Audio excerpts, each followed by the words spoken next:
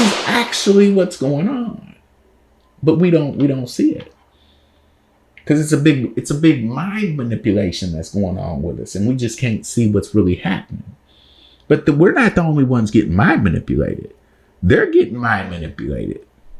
The Latin world is getting mind manipulated in the same way we're getting mind manipulated. Right? The Latin world has been mad at so-called white people because they're hogging up all the resources for themselves.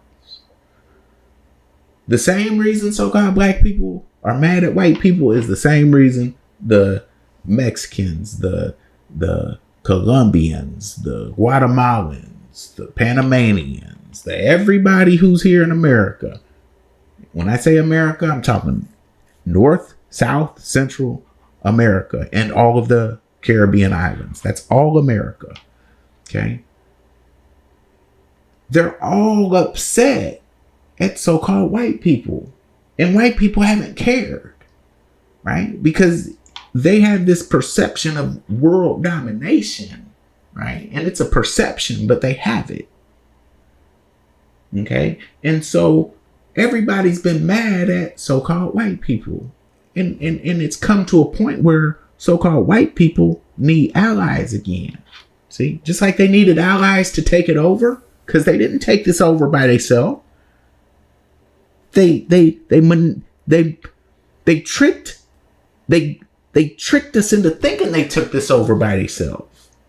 They didn't take this over by themselves. We helped them take over. And we don't even know it. We don't know it because they tricked us out of our history and who we really are. We don't even know what the hell is going on. See? But they're doing this. And they never needed them before. But see, they need them now because their numbers are low. See, their numbers are decreasing and decreasing. See, they have a hard time having children. If you look at, if you ever go to Mexico, you're going to see big families. You ain't got to go to Mexico. Go to California. Go to Texas. You're going to see big families. Mexicans have big families. Big fan. They might have 12, 13, 15, 20 brothers, sisters, all in the same parents. They might have two parents. They got big families. And they've talked us out of having a big family. Because back in the 20s, in the 30s, when we were in a depression, right? They like to talk about the recession and how there's not a lot of money back in the depression. Everybody had 12, 13 brothers and sisters. Everybody. If you look at your great grandparents, they all got 12, 13 brothers and sisters. All of them. This is just that's what we used to do, is have these big families, right? But so-called white people are not able to have children. This is just not me talking. This is just science. They're not able to have children the way every other group of people has children. Not every group of people, but when I'm talking about the people who naturally are from America, who live in America, right? So-called black people, they don't have a problem having kids. So-called Mexicans, they don't have a problem having kids. Guatemalans, they don't have a problem having kids, right?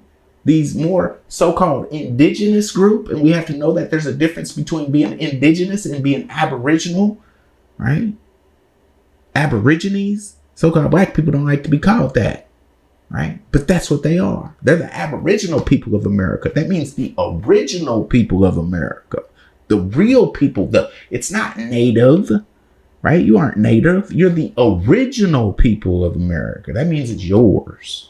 Right? But we're not about to get into all of that right now. See, their numbers are low.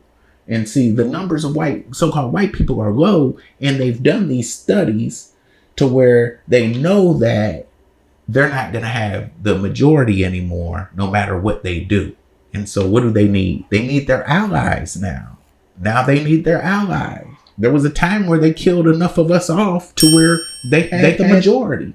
But they had to kill us off to have the majority. See? Because if it's just a competition on who's going to have the most babies, we're going to win that every day.